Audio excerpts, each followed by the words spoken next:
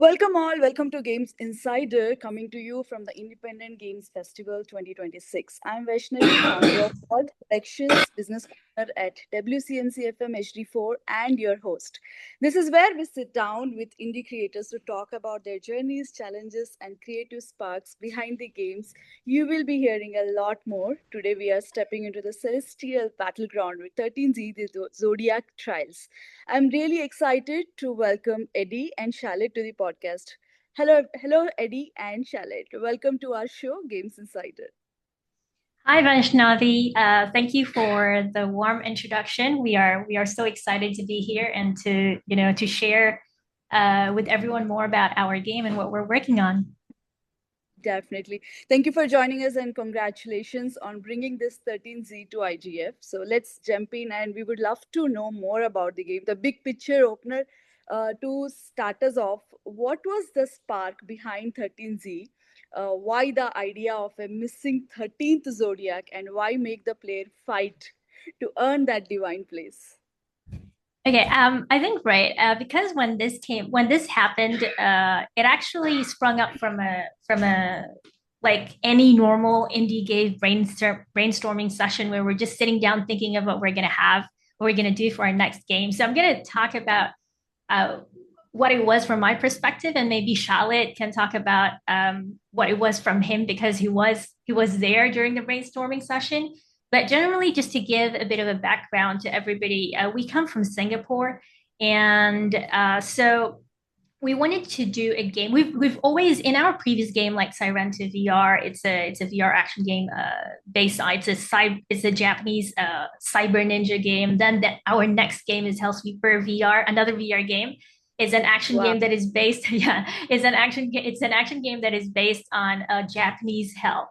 So um, although we're making a non VR game this time around, I think we've always had an inclination towards games with an Eastern flavor. And we wanted to bring some of our culture into, or what we grew up with, the traditions that we grew up with, into the next game that we were working on. And on our side, there is this, lore about originally. Okay, this is not exactly how it happened in the game eventually, but originally there's this lore about the cat supposed to be who was supposed to be part of the 12 zodiac, but it got cheated of its spot by the rat, and we thought that that was quite an interesting idea. So we thought, hey, why don't we do something something related to that? Because the funny thing is that we had this realization that we were growing to like cats, or we are a team of most of the core people kind of like cats, and we wanted to do something related to cats. But it started with that idea, and although eventually it didn't, our main hero didn't turn out to be a cat, we were still able to bring over the idea of what if we have like different animals, not just cats, who are fighting for their spot to be, like the 13th zodiac.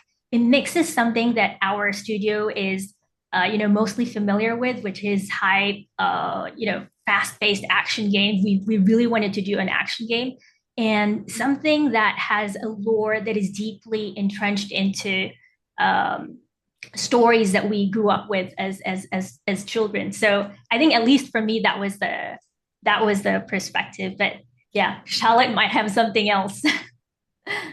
Yeah, like Eddie said, action games, roguelike games, those are games that we've worked on previously that are close to our hearts. And also another thing close to our hearts, being in an Asian culture, right, is the story of, the zodiac rays and the idea of your birth year being tied to certain animals. In fact, we just had our Chinese New Year over the past week.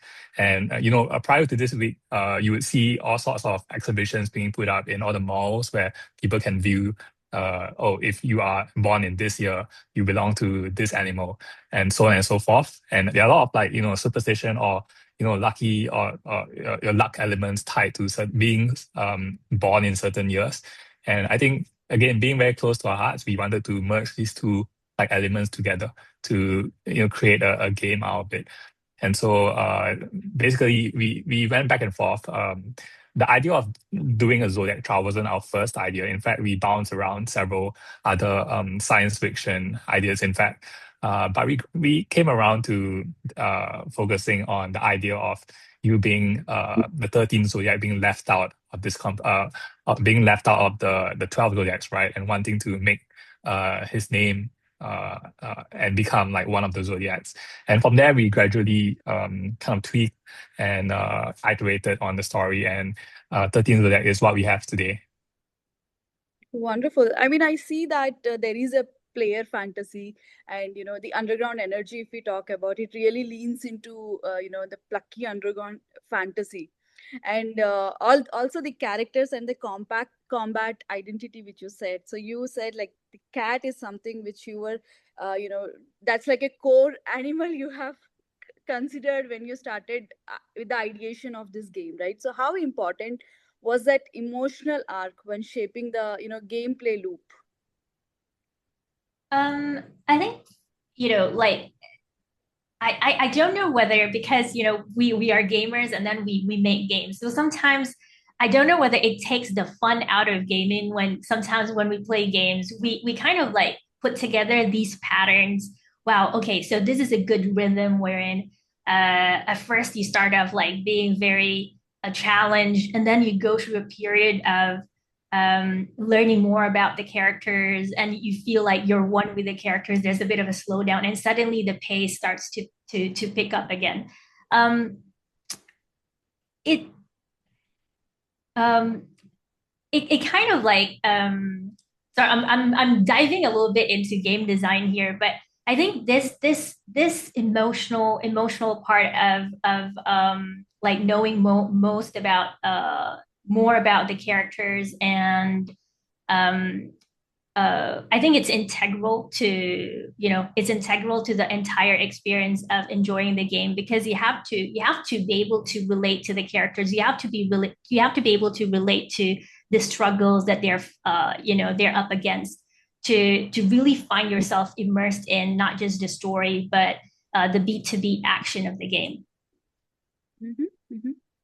And how about you have this game is a co-ops game, right? It's a multiplayer game. So how did you come up with this idea, and what are the challenges did you face when you were drafting for co-ops? Because it's not a single player that you have the either the linear or the non-linear ending or the climax, but for the co-ops you need to think from like the multiple aspects for the game. So how was that? Is was it too challenging for you to draft the game design, and how about the development part of it? Like how challenging was that for you?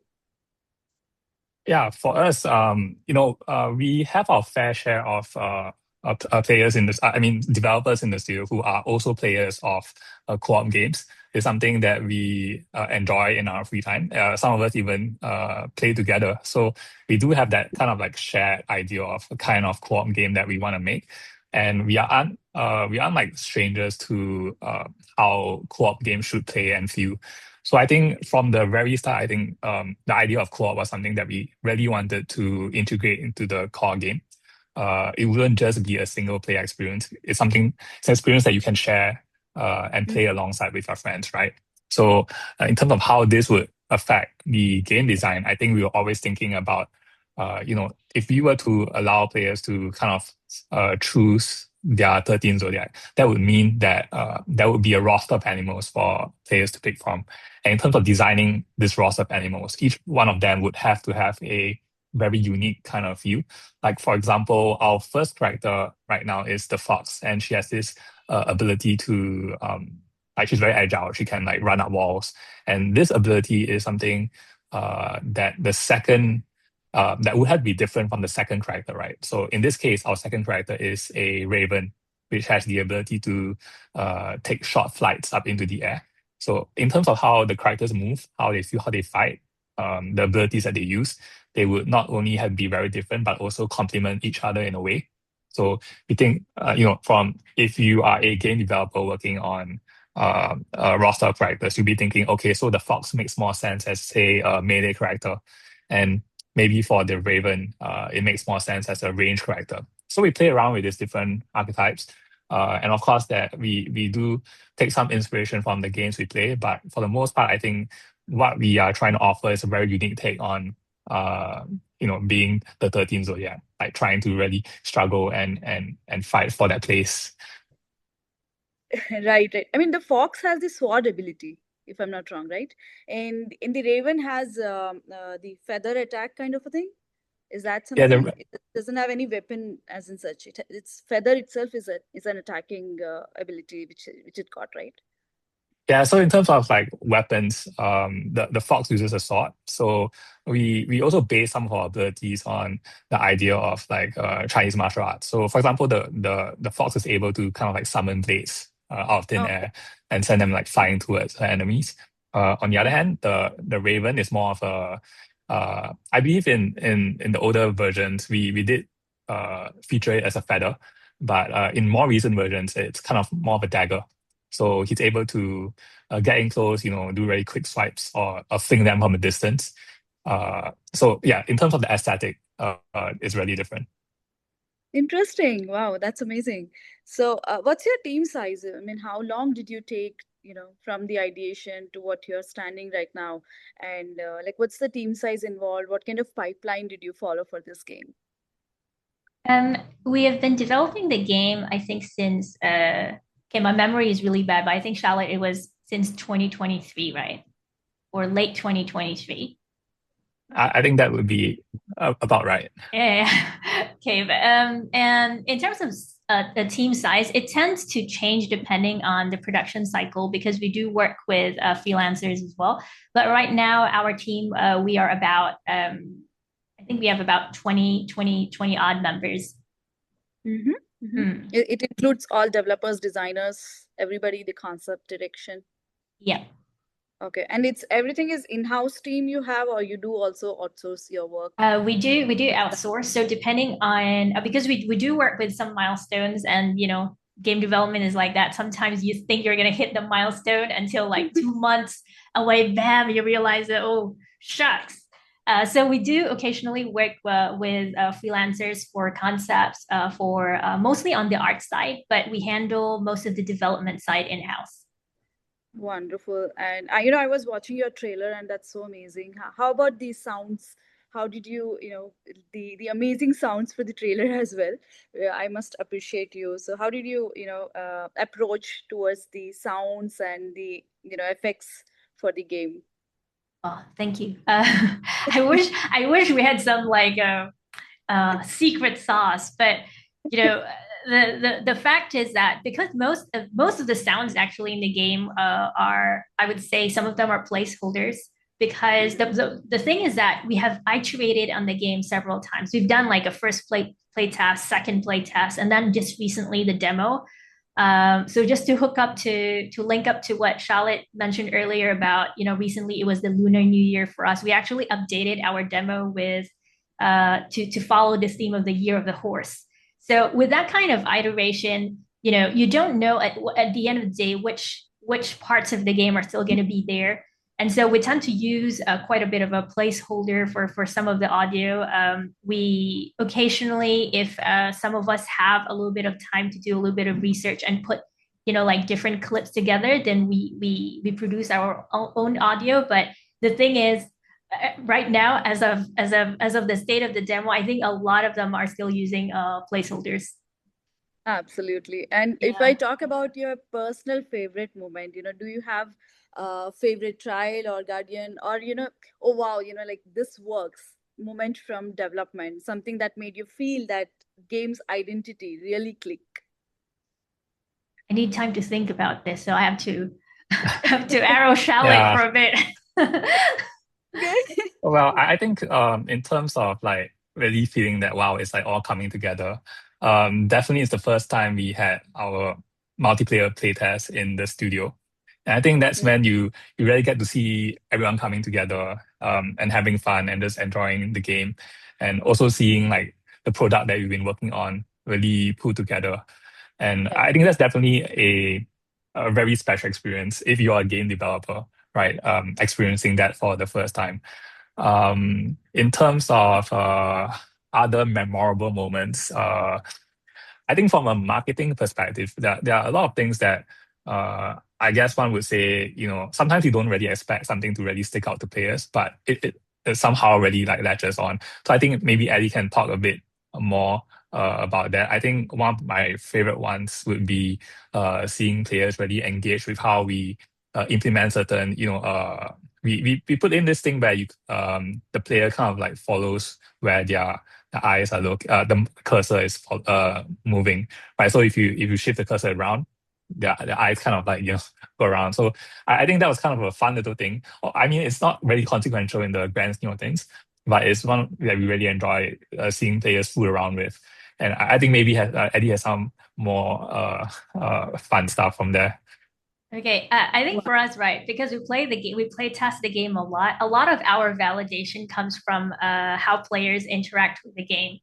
So, at least for me, because I'm a very visual person, I think a highlight for me was when, if for some people who have been with us from the very beginning, they would see how the game's visuals evolved. So it started off as being really flat, and our models were very, very simplistic. And along the way, we put in a lot of effort, like improving the textures, improving the lighting, improving the concepts.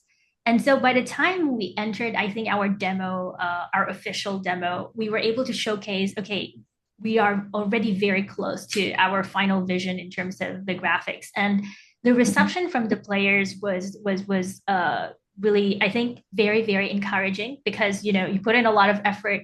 And if they say, nah, it's not working, that's quite heartbreaking. But it was actually a positive output, wherein the players who got to play the game and found themselves inside the game, they realized that, it looks, you probably should improve your screenshots or your trailer, because it looks much better once I'm in the game. Your the world that you've built is very interesting, and the colors are interesting. So I think that was a sort of like a memorable high for me. But in terms of the things or the little details that I think make us happy as developers is when we see players really break the game, our demo. We see them coming up with builds that even for us, we've never achieved those builds before, because we're testing the game in a very functional manner, and then you see somebody like spawning 100 swords and crashing the game, and like, what is that even possible? Yeah. So for us, it's a lot of those moments, and then like players like jumping under the levels, trying to find every nook that our collider artist kind of like missed.